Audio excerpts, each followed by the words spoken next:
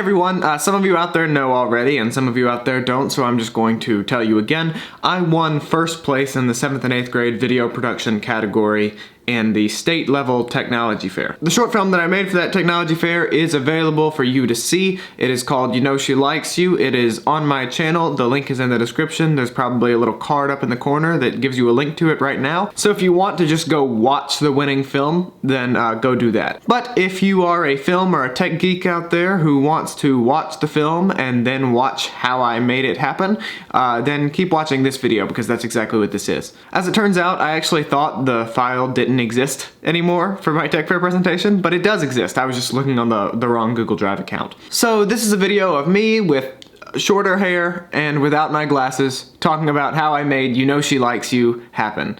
Enjoy. Hi, my name is Sam Morgan. I'm in 8th grade, and for the video production category, I submitted the short film You Know She Likes You, and it's only a couple minutes long, so before I get into the specifics of how it actually got made, here's the film. All you gotta do is make the phone call, man. There's no way this could go wrong. You know she likes you. We don't know that for sure. Look, if you're really that nervous about it, why don't you just do it over text? But that's just wimping out, and I don't want to be that guy. There's nothing wrong with being that guy. I've been that guy. It's probably why you're still single. Bryan, why don't you just shut your trap? You're single too. Alright, man, are you gonna do it or not? I don't know. What if she has friends over right now?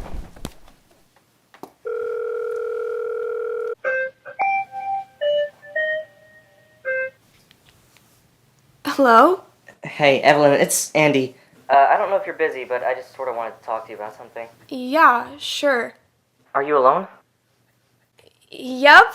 So I've been thinking, we've known each other for a long time. Yeah, since like kindergarten or first grade. Remember that 2nd grade basketball team? Yeah, didn't we lose like all our games? Yeah, every single one. Well, that's actually pretty unrelated to what I was gonna ask. Ask away. We've been friends for a while now, and it's been great. But, I just wanted to ask you, have you read Harry Potter? Yeah, I read it. Was that the question? No, I didn't mean to ask that. Anyway. What was the question then? I just wanted to ask if you wanted to be more than friends. Andy, Yeah? I don't think that's the best idea. Oh. We're just such good friends and... It's totally fine. I understand. Well,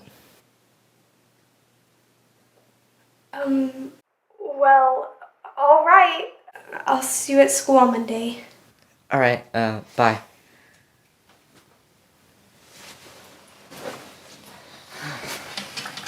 That was rough.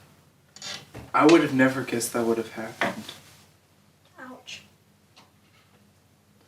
We'll play some video games? Sure. Okay, so logically we're going to start talking about how I made the film in the earliest stages of any film, which is writing, or I mean before that you have, conceptualizing the story, but really the first thing you do is writing. So the story came to me just as an idea.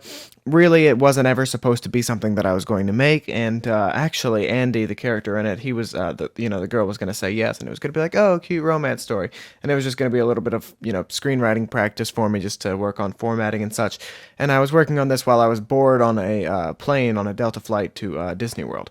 And so I wrote it in a notebook at first and eventually switched it over to Writer Duet, which is screenwriting software that's free on the computer online.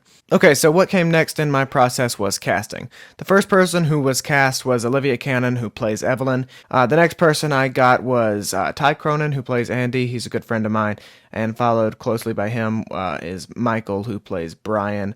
And then after that I got Anna Kate, who plays Helen. And then I got Jack Goebel, who plays Carson. And this is my crew.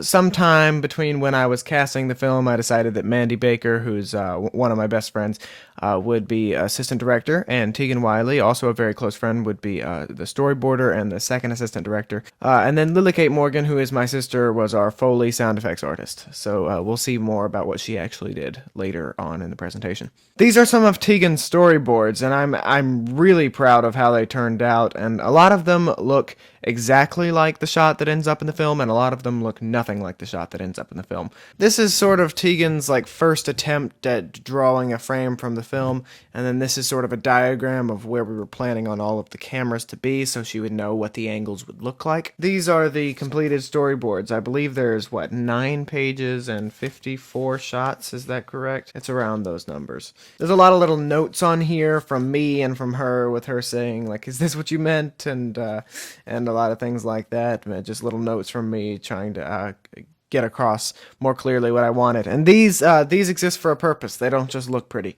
The idea behind these was to have a picture on set, basically, so that I can know what I wanted the shot to look like. Okay, this is the shot list. This is not exactly an aesthetically pleasing slide of the presentation. In fact, I can barely read it, but you get the idea.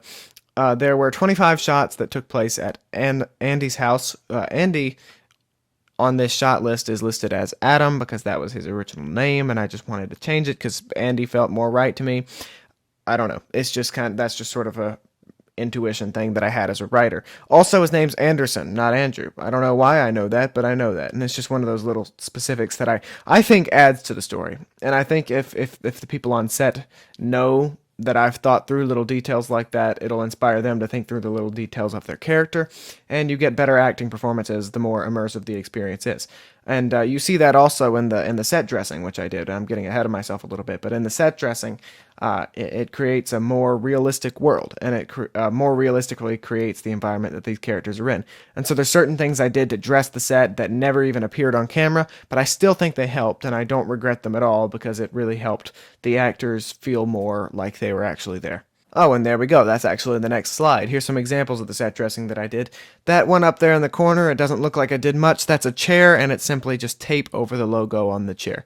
So the brand of gaming chair is not shown in the film, and I'm not revealing any logos of that sort. Over here, we have my bulletin board. I completely took off most of the things on my bulletin board and replaced it with pictures of Ty that I got from him and from my own photos because he's a friend of mine and I have a lot of pictures of him. I covered up all of the logos and photos. Okay, the call sheet. This is something I created basically just so everybody knew when they needed to be there, and I sent out reminders over text all the time. There were 2 nights of filming. Monday, November 25th, and Wednesday, November 27th. Monday was a lot more rushed because there were a lot more shots, because you have, the little bit before the phone call happens and the little bit after, so it was just a little bit more difficult then. Wednesday is a lot less complicated, so we actually took a couple hours in the beginning so that the actresses Anna Kate and Olivia could get to know each other because they were playing best friends on screen and they had never met. So we wanted them to have a little bit of rapport, a little bit of energy with each other before we put them on camera as best friends. Okay, equipment. I'll keep this brief in terms of most of the things. The microphone that I used is the Shure MV88. It's a microphone that plugs into your phone, and amazingly, it's the microphone that I'm using to record this right here. So you're hearing the sound quality right now, actually. It was on this stand for most of the filming. For some of it, I held it against the camera, like I held the phone up against the camera like this for some of the moving shots, but for most of the shots it was on the stand just like this. Speaking of the camera, this is it. This is the Canon EOS Rebel T1i. I am filming this video that you're watching on a T7i, but I just wanted to show you the camera I actually filmed this on. This isn't the worst camera in the world by far. It isn't the fanciest camera in the world either, but it has manual controls, and manual controls are just about all you need for any kind of film thing. As far as the tripod goes, I used something pretty basic. Used one with a fluid head on top. The mic stand, I already showed it to you. It's this one right here. The light reflectors were by the company Neewer, and the ring light I used was by a company called Ubeesize.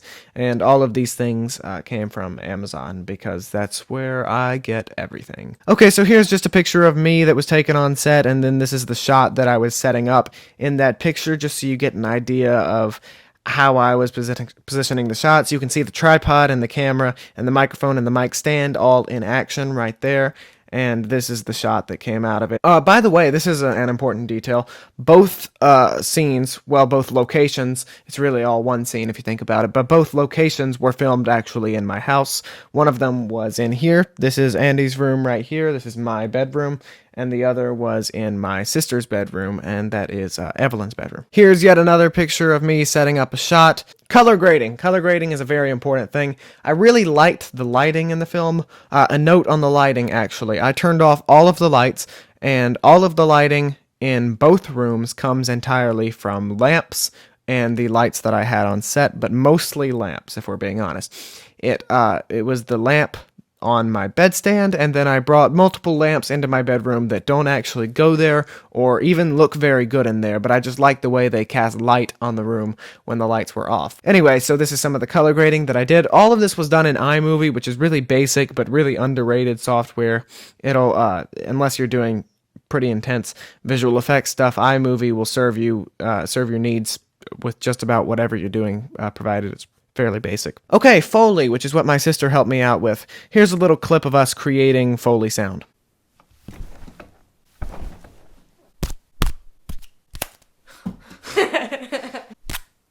All right, man, are you gonna do it or not? I don't know. What if she has friends over right now? Foley is basically using objects other than the ones on screen to re-record certain sounds that didn't pop out enough, basically. When Andy sat on the bed, to me, it was just silent. And it kind of bothered me that he sat on the bed and there was just nothing there. So I wanted to add more sitting noise. So I had my sister sit down on the bed a couple times, got that bed spring sound, and then I found the one that I liked the most, and I edited that in. Alright, there is one song in the film, and it comes from filmmusic.io, which is a website that I believe was founded by Kevin MacLeod, who is like the #1 name in royalty-free music. When you download one of these songs, it gives you a section to copy and paste and put into the description of the video or the credits, and you copy that exactly, stick it in, and it's fine, and you can use it. And that's the beauty of royalty-free music. Evelyn's ringtone came from that website that is linked right there, which is just another royalty-free music site. And these are some of the specifics. It was edited using iMovie, like I said before. The aspect ratio is technically 16:9. I added the black bars at the top and bottom for the cinematic look. The resolution is 720 pixels, which is, not the highest, not the lowest.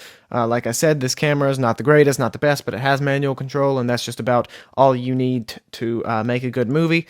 It's the painter, not the brush. The file size is 1.15 gigabytes, and the frame rate is 25 frames per second. Technically, the standard film frame rate is 24 frames per second, but no one can tell the difference between 24 and 25 frames per second. There's a little fun fact for you. Okay, this has been my presentation on You Know She Likes You, which is the short film that I made for Tech Fair in the video production category.